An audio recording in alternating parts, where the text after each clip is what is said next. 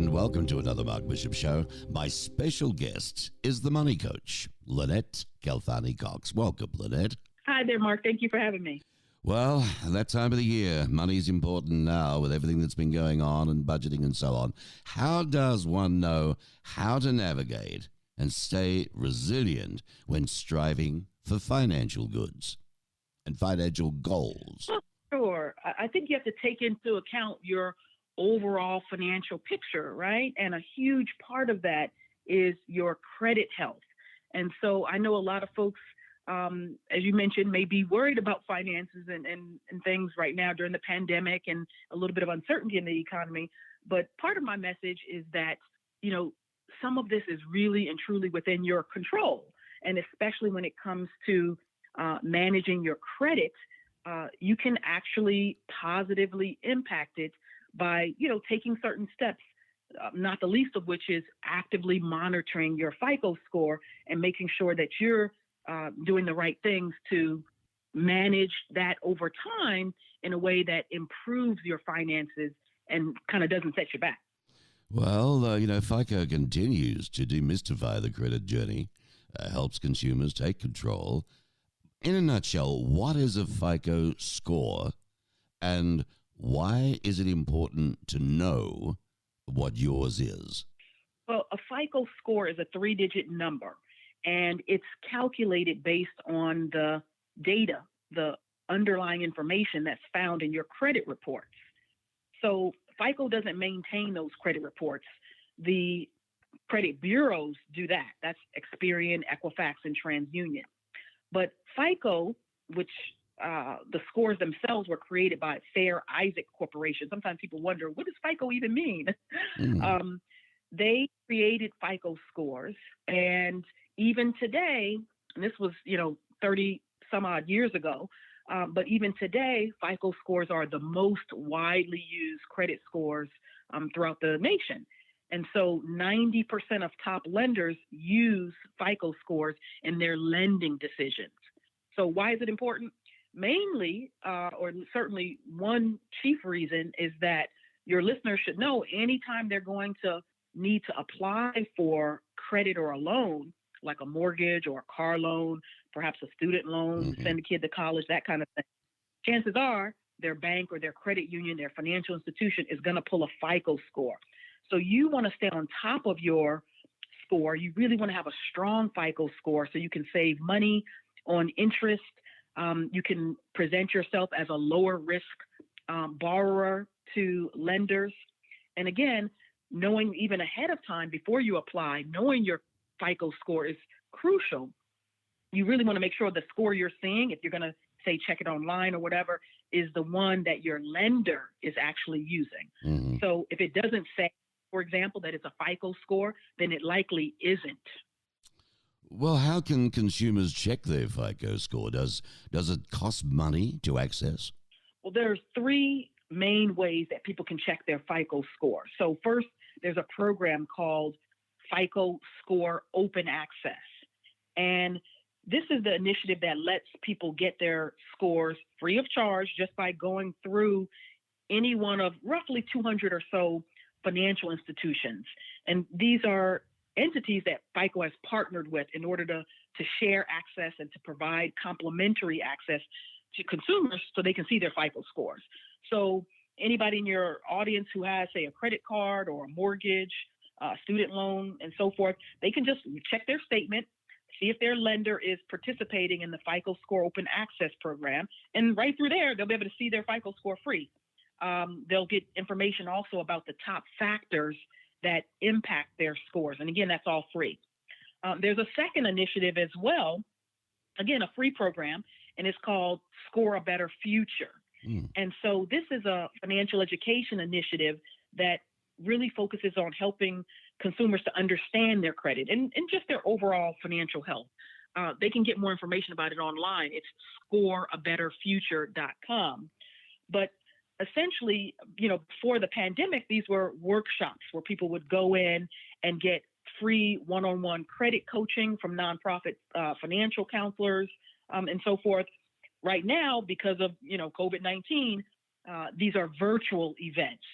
But again, you just log onto that site, sign up. You'll be able to get your free FICO scores, really get some insights into creating a game plan overall to help folks meet their financial goals.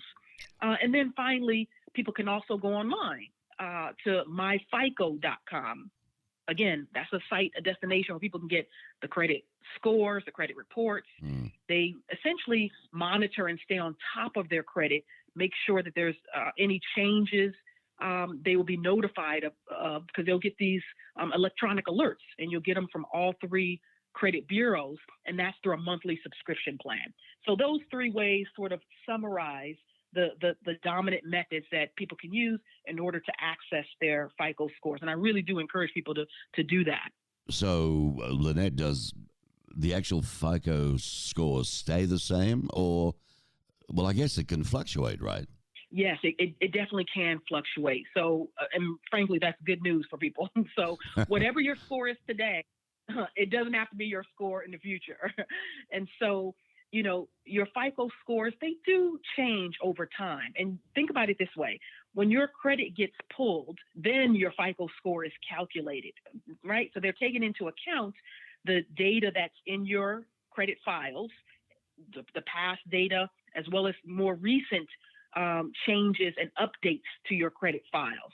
So in essence, as your credit report changes, your FICO score can change too. And again, I say this is good news because since it's actually based on, a person's own credit history, that means you have the ability to positively influence your score. You can pay your bills on time, make sure you're not carrying too much debt, especially too much credit card debt.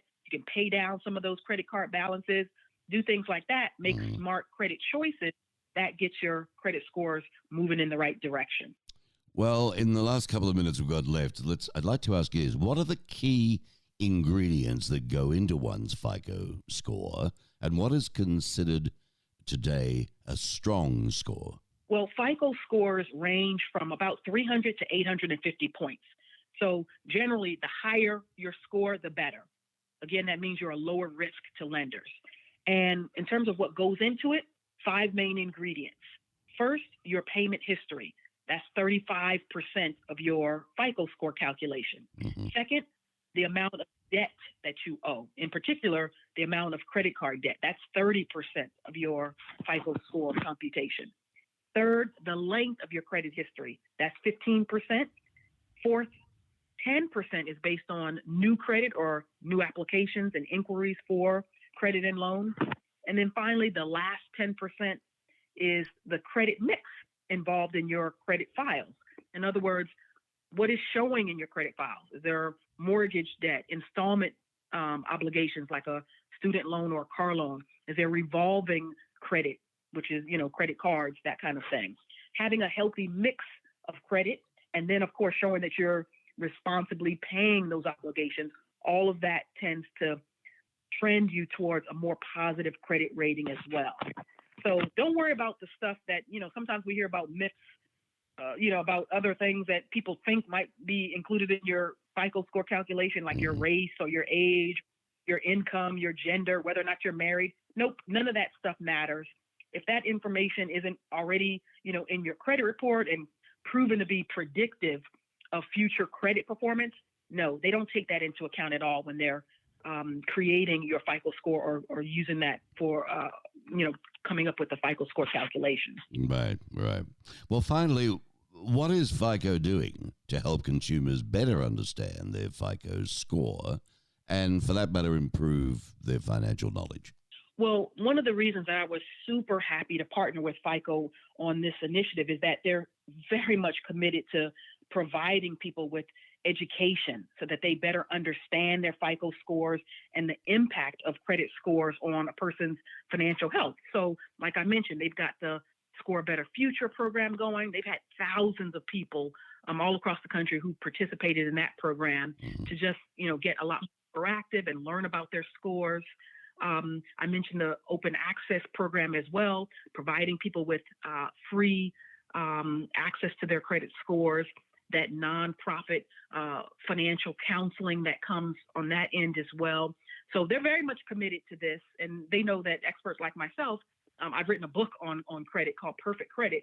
so they know this is a topic that I and my audience, and I'm sure your audience as well, cares a lot about. And they've been really right out in front on the credit education front. So they're committed, and I'm super happy again, like I said, to amplify this message and to really just kind of spread the word about why we all need to care about our credit health in 2021 and beyond.